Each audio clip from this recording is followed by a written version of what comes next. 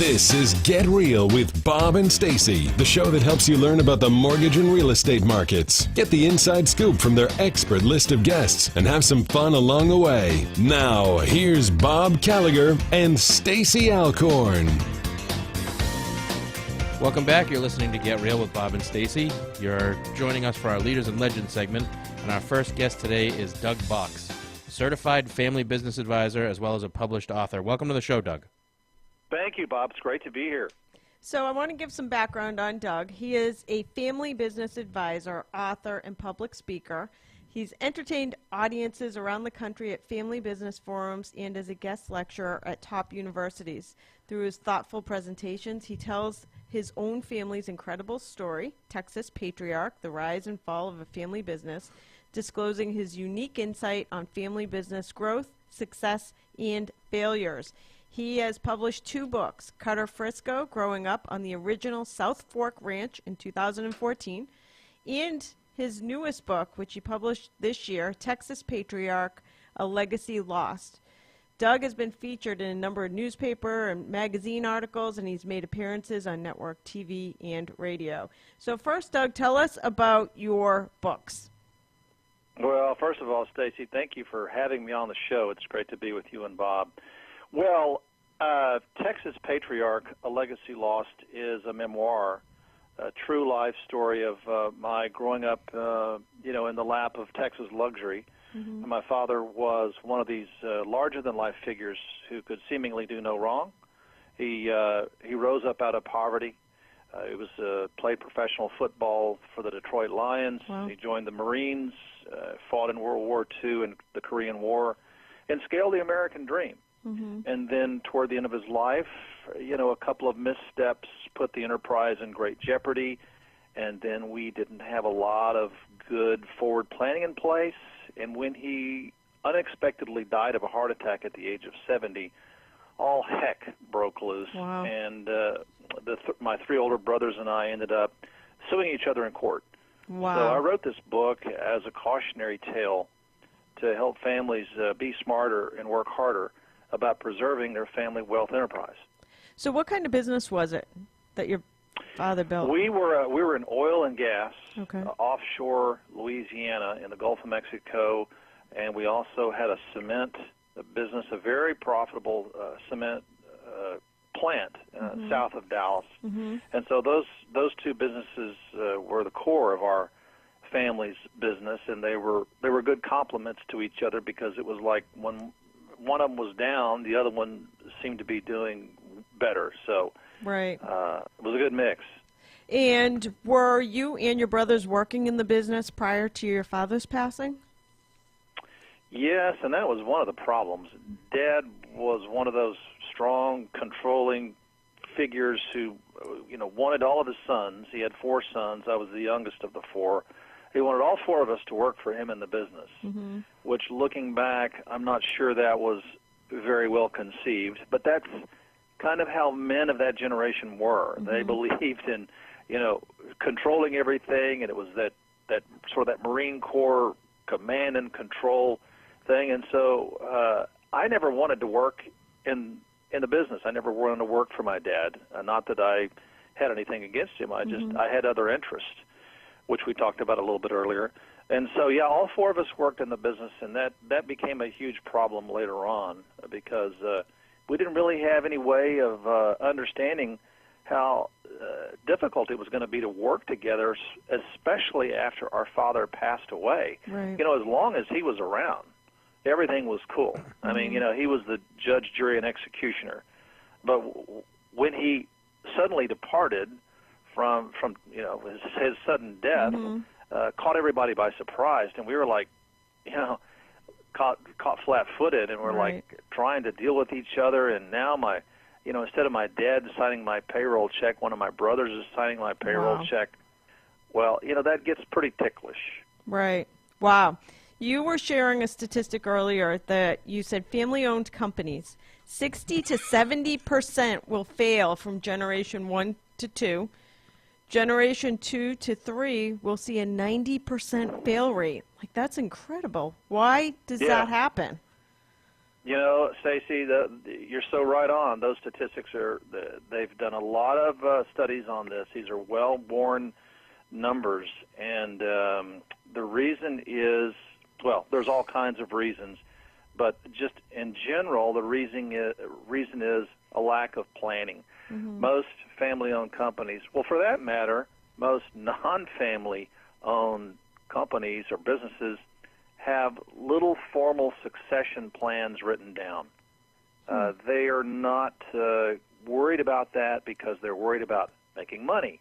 And the people that are in power, actually running these organizations, they're not worried about it because, you know, that's the last thing anybody wants to do right now is think about their own exit, you know. And so it's a very difficult conversation. This is a perfect place for an outside advisor to come in and work with a family to help them realize the importance of, look, you got to have a plan for this stuff. You know, your patriarch or your matriarch or your leader, he's not going to live forever, and we've got to have a contingency plan. We call that a succession plan. Most firms won't have one.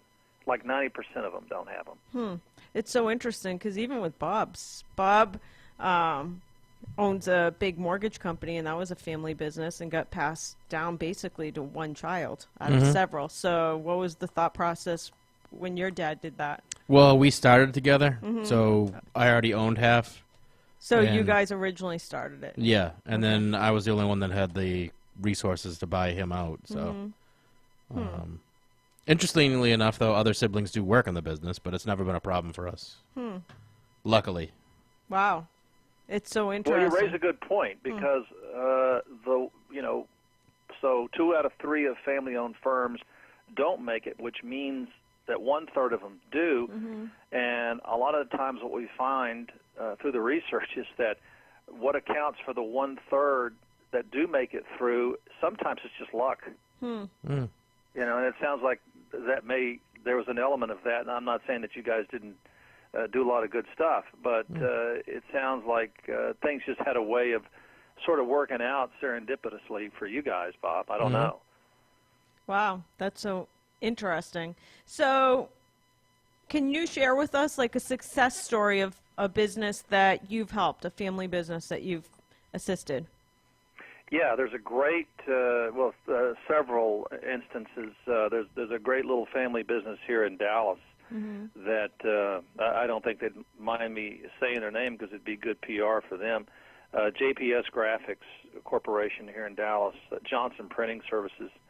And they're a third-generation family-owned business, and they brought me in about 2 years ago just to interview everybody. They were fortunate because they had what we call a leader among equals. So there were 5 children in the second generation, but the oldest son was the most gifted, if you will. And the key to that is that the others recognized that. They recognized that he was the first among the group. And I think it helped that he was the oldest, and he was just one of these guys with a lot of emotional, social intelligence. He was a good boss.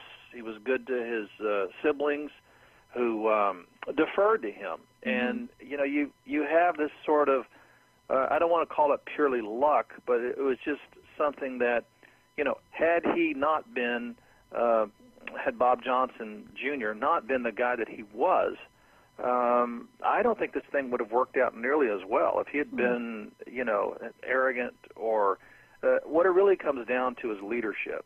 And he was a very good leader, and he brought me in, and he said, you know what, I just want to know what everybody wants to do. I want you to interview them, Doug, so that I know they'll tell you things, they may not want to tell me.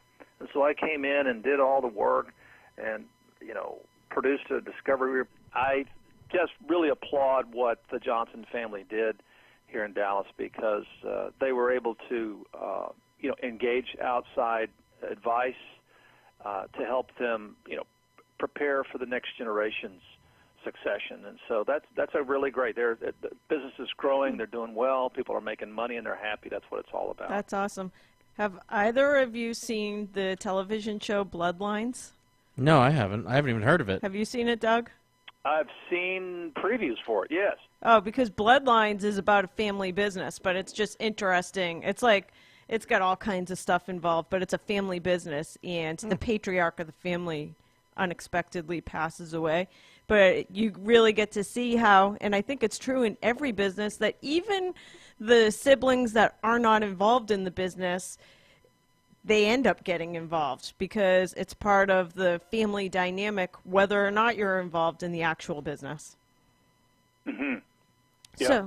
So for you, when you go into a family business, and let's just say that there are 4 or 5 siblings that all want to be involved in this family business, like what are the first steps you take to figure out who is involved in what aspects of the business? Well, the first thing I would look at in a situation like that is you have to understand everything. Before you can come in and begin advising a family, you really have to.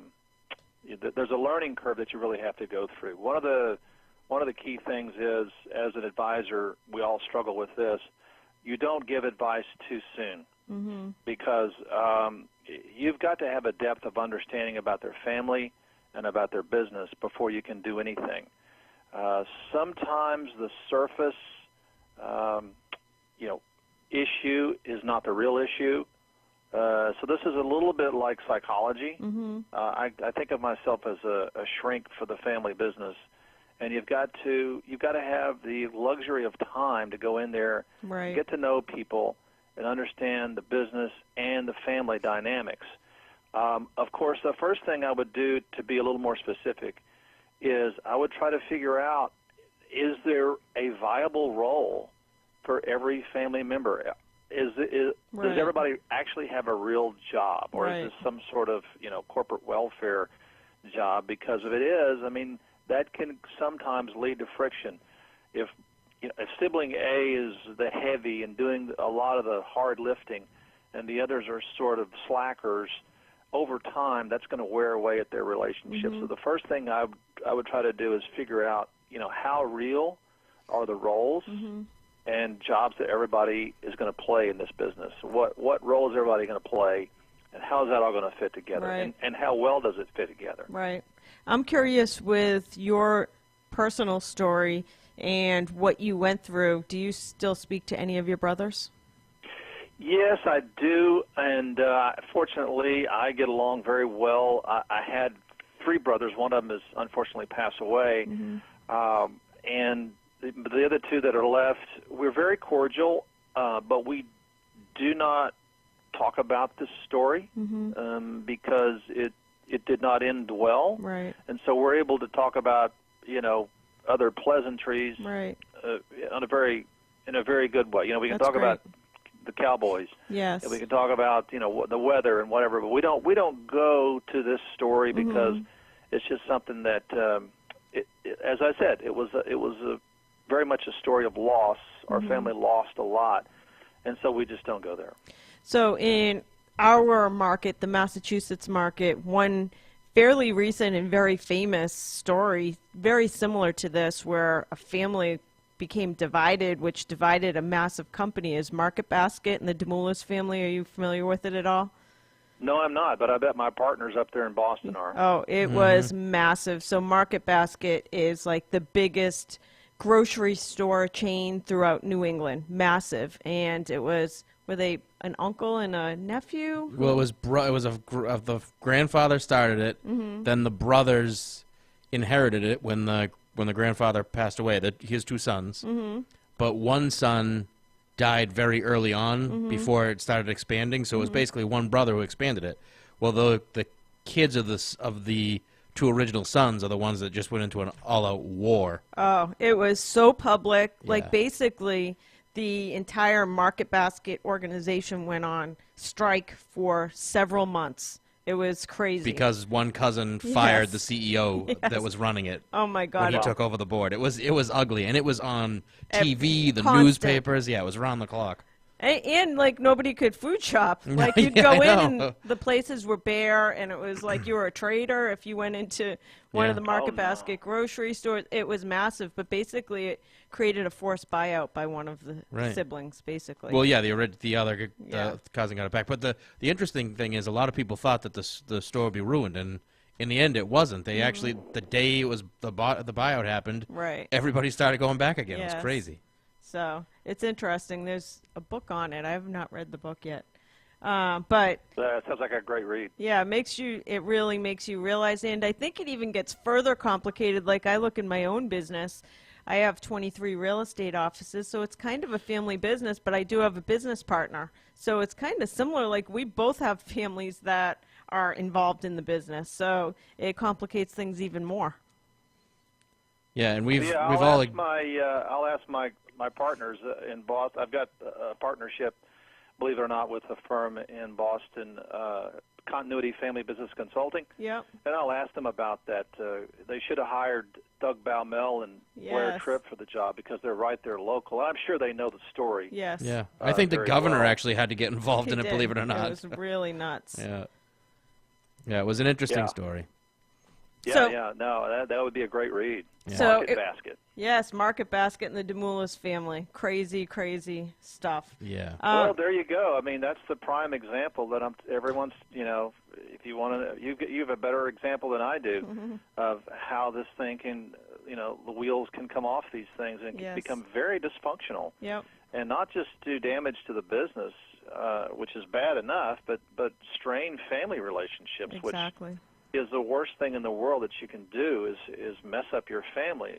Here we are on December 23rd, and it's Christmas time and stuff, and like this is always the time of year where family relationships are really put to the test. Yeah. And if you've we all know families that are estranged or cut off in some way, and it's always about money. It's always Right. about business, or an estate. Somebody died, and the executor didn't handle the antique lamp Right. properly. It's just sometimes it's the little things, and it's just wrong. I think it's terrible when these things happen. I've been through it, and that's why I dedicated the rest of my career to trying to prevent families from falling apart over this stuff. And it's all about planning. And the other thing that we haven't talked about is governance, and that's a big deal in our world, and that my partners in Boston are experts on, is this idea of family business governance. And the idea is pretty simple: that once the founder goes away, you got to replace him with some sort of internal governmental structure. Typically, that's a board. That's either an advisory board or a family council. You have to try and do something to replace that leader, founder, patriarch with something that is probably not going to be as good as the real thing. But what most families do is nothing Right. because they don't know what to do. Right. And I would assume that the Market Basket family, I can't say their name. What was their name The again? DeMoulis family. Yep. Mullet's family probably didn't do much until this stuff hit the fan, and then they're Right. like, okay, now what do we do? Right. Yeah. Absolutely. All right, our time is about up. Where can people find your books? Again, Doug's books, his most recent one is Texas Patriarch, A Legacy Lost, as well as his earlier book, Cutter Frisco, Growing Up on the Original South Fork Ranch. Where can people find out more about your books and about you? Both books are on Amazon.com Yeah. as well as BarnesandNoble.com. Okay. And if you're listening to this in the South, most Barnes and Noble's brick and mortar stores are carrying Texas Patriarch now because Great. it's published work. But they're both on Amazon and Barnes and Noble. Awesome. Excellent. Thanks for being on the show with us, Doug. Bob, Stacy, great to be on the show. Merry Christmas, and hope you guys have a wonderful New Year. Same to you. Thank you. We're going to take a quick commercial break. We'll be back with more Get Real after this.